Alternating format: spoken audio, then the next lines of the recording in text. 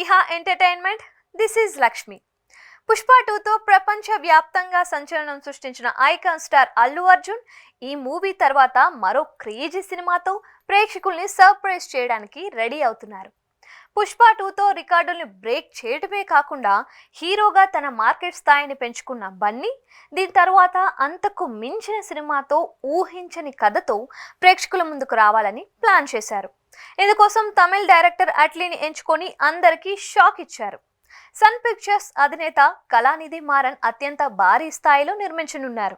బన్నీ 22వ ప్రాజెక్టుగా రానున్న ఈ మూవీకి సంబంధించిన అధికారిక అప్డేట్ ని మేకర్స్ ఏప్రిల్ 8న అల్లు అర్జున్ పుట్టినరోజు సందర్భంగా ప్రకటించడం మనకి తెలిసిందే. దాదాపు 600 కోట్ల రూపాయల భారీ బడ్జెట్ తో హాలీవుడ్ స్థాయిలో ఈ ప్రాజెక్ట్ ని తెరపైకి తీసుకురాబోతున్నారు.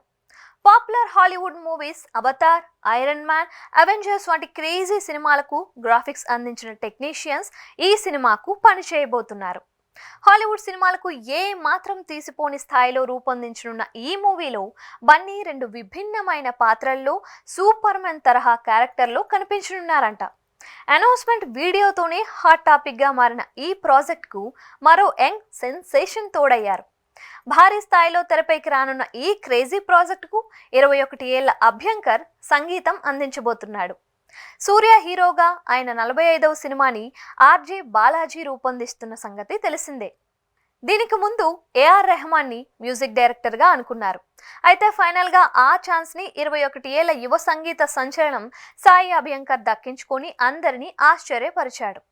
ప్రముఖ సింగర్స్ టిప్సు, హరిణీల ముద్దుల తనయుడైన అభ్యంకర్ కచ్చిసేరా, ఆశా కూడా వంటి ప్రైవేట్ సాంగ్ తో సంచలనం సృష్టించి అందరి దృష్టిని ఆకర్షించాడు.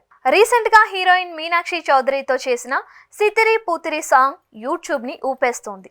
ఇలాంటి టాలెంటెడ్ యంగ్ డైనమిక్ బన్నీ అట్లీల ప్రాజెక్టుకు తోడవడంతో ఈ ముగ్గురు బ్లాస్టింగ్ బ్లాక్ బస్టర్ అందించడం ఖాయమనే చర్చ జరుగుతోంది. మరి మీ అభిప్రాయం ఏంటి?